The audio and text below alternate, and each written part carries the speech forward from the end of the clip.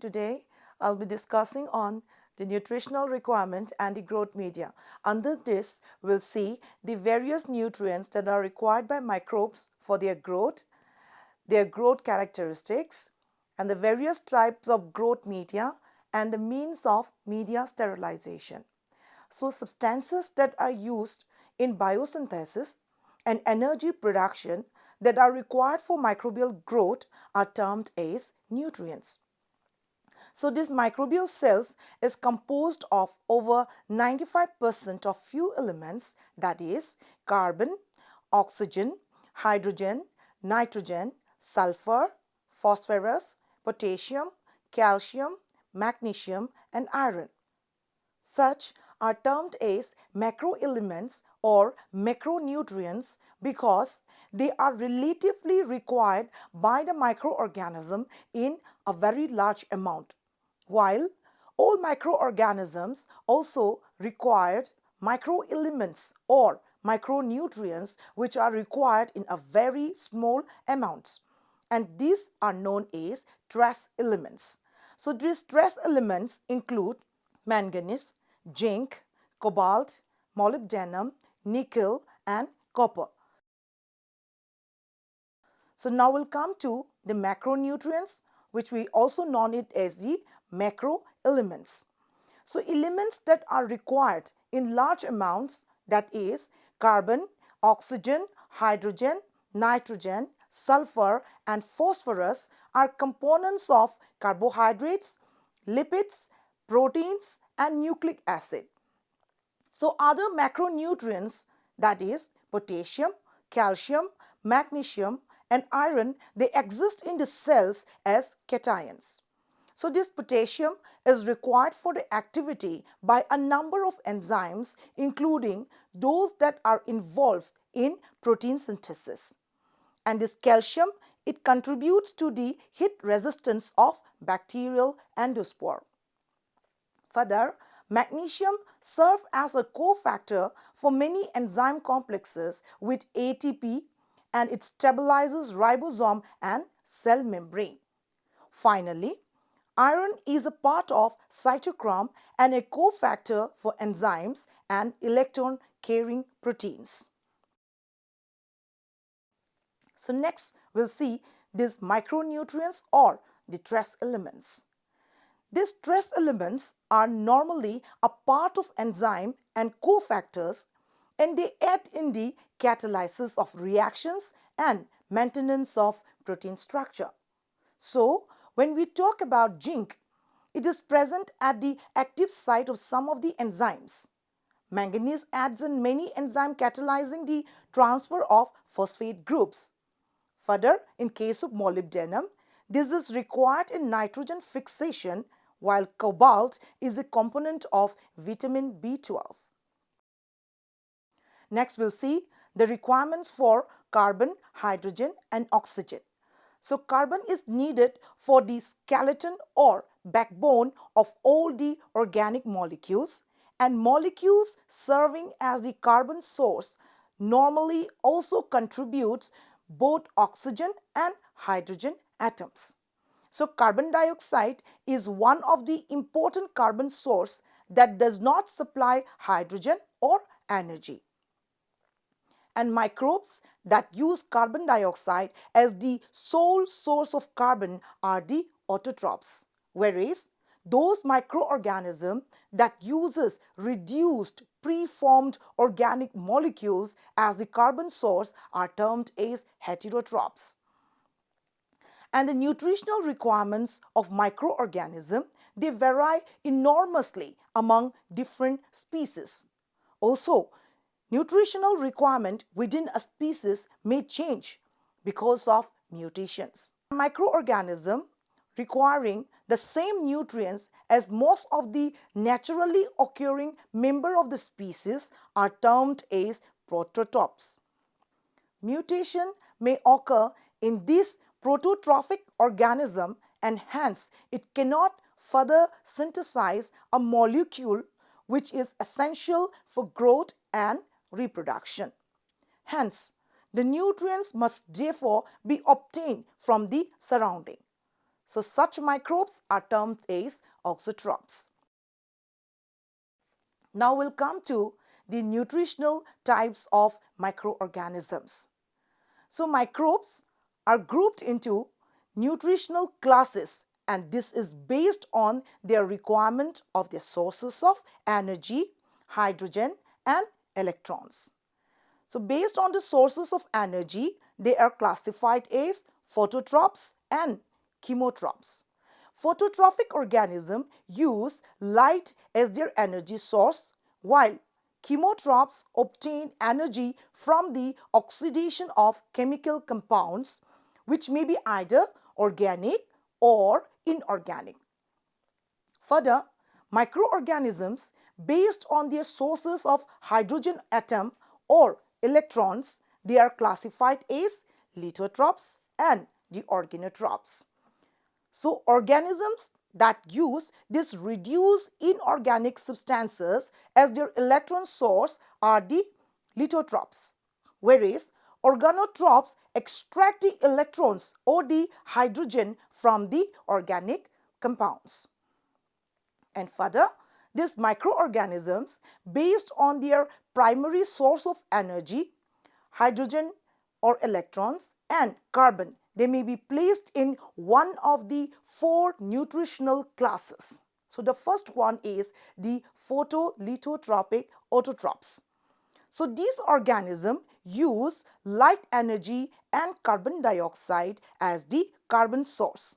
And most of them, they employ water as an electron donor and they release oxygen.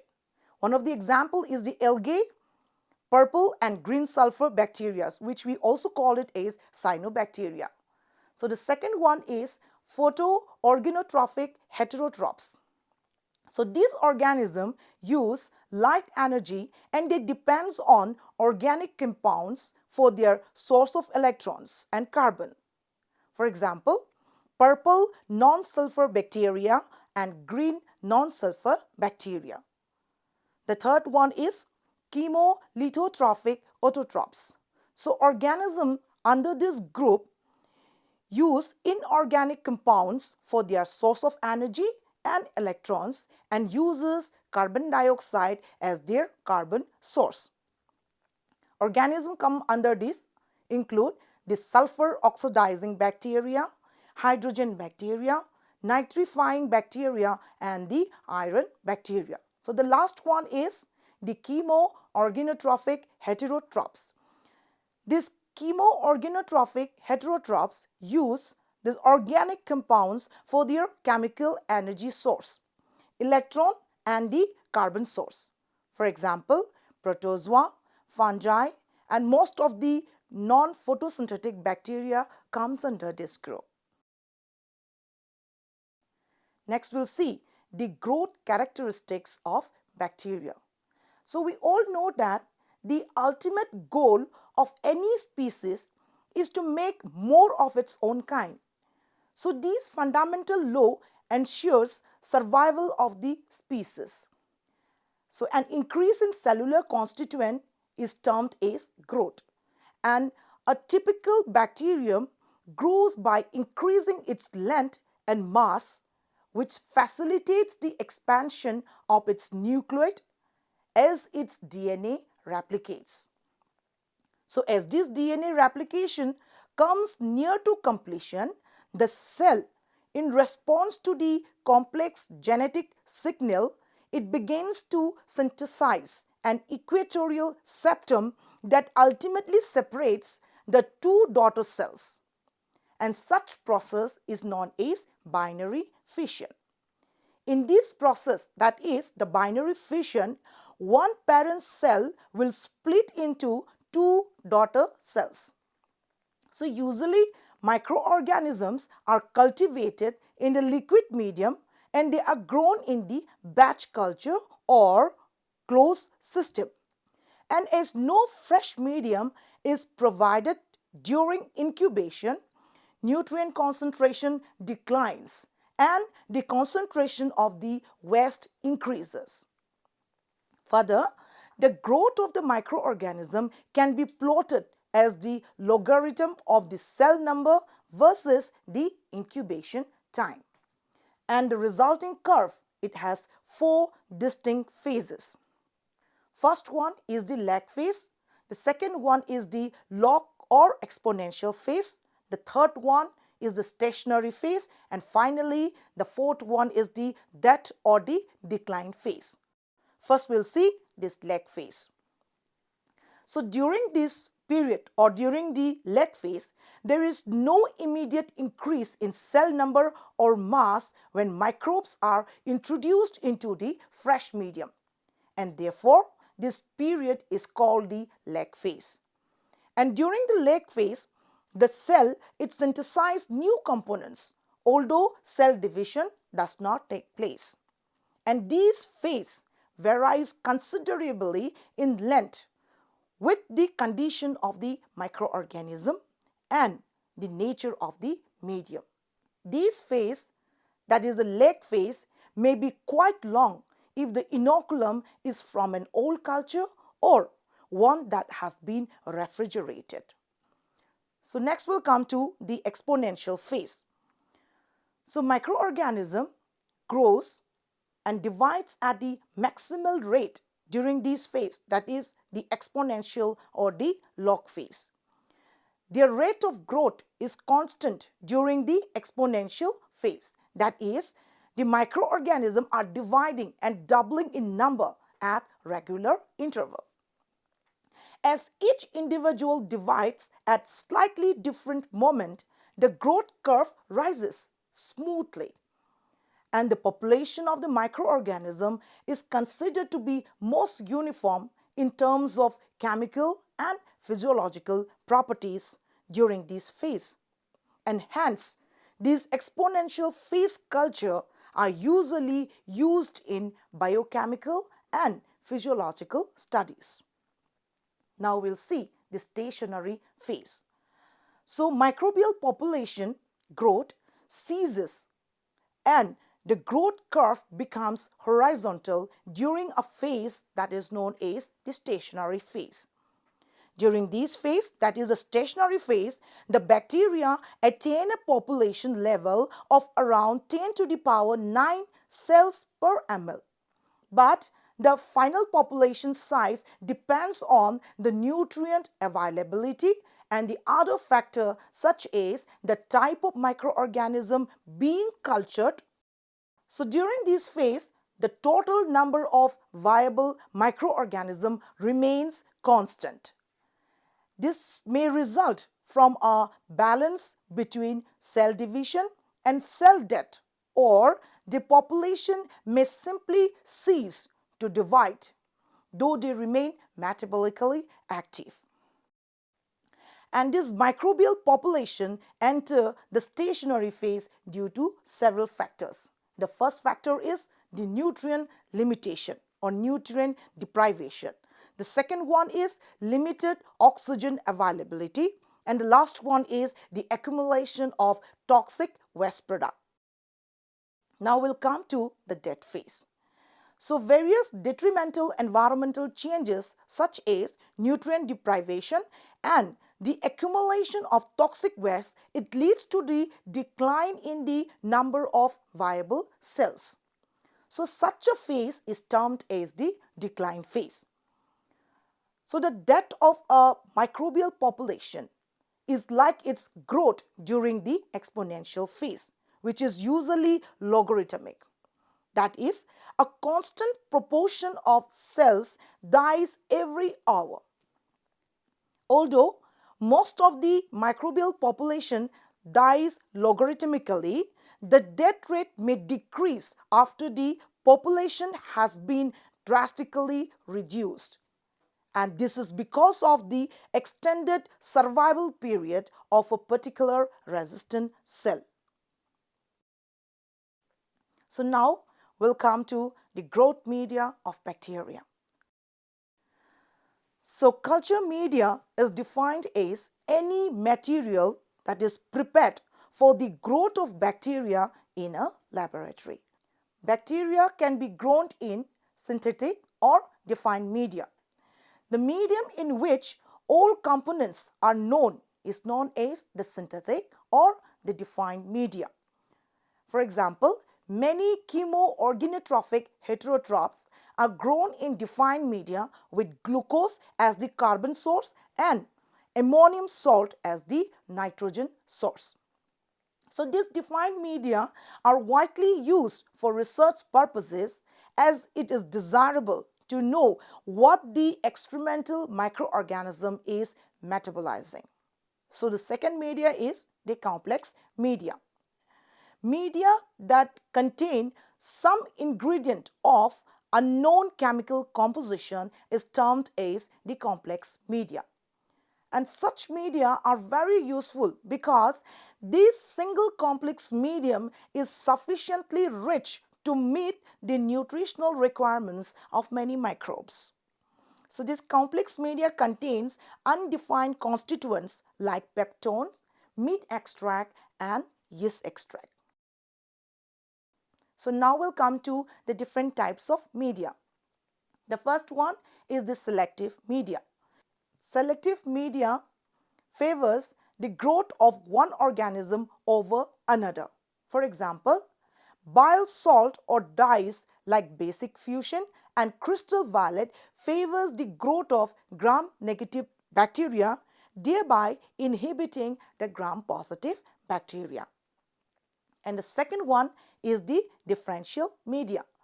These differential media distinguish between different groups of bacteria. For example, the blood agar, McConkey agar, etc. These are the differential media. So, blood agar distinguishes between the hemolytic and the non-hemolytic bacteria.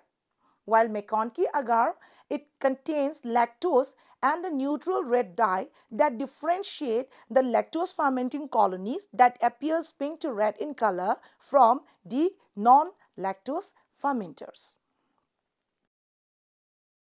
So next we'll come to media sterilization. So the process by which all living cells, viable spores, viruses and virions are either destroyed or removed from the object or habitat is termed as sterilization. So first we'll see the physical method of media sterilization. So heat sterilization is usually employed for the sterilization of media, and the most widely used method of heat sterilization is the moist heat sterilization, which is carried out at a temperature above 100 degrees Celsius in order to destroy the bacterial endospores. And this is achieved by the use of saturated steam under pressure.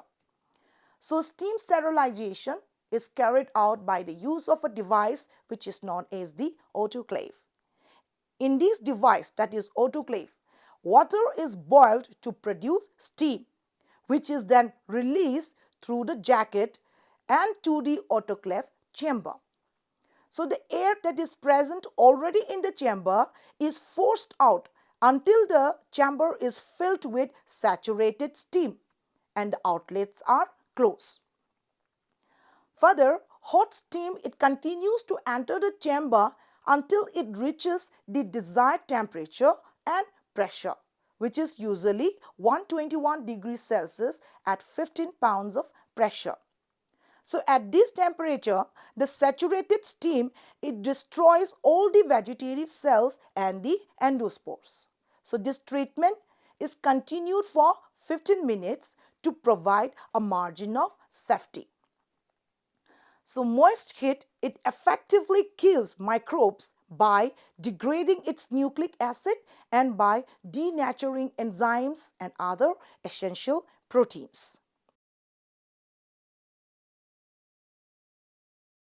So now I'll conclude today's discussion by stating that microorganisms require certain essential macro and micronutrients for their growth. Microorganisms can be placed in one of a few nutritional categories on the basis of their requirements for carbon, energy, and hydrogen atoms or electrons. Culture media provides all the necessary requirements for the growth of microbes, and these media must have to be free from all living cells, viable spores, viruses, and viroids. To achieve this, sterilization of media is carried out, and one of the most widely used method is the moist heat sterilization by the use of steam under pressure.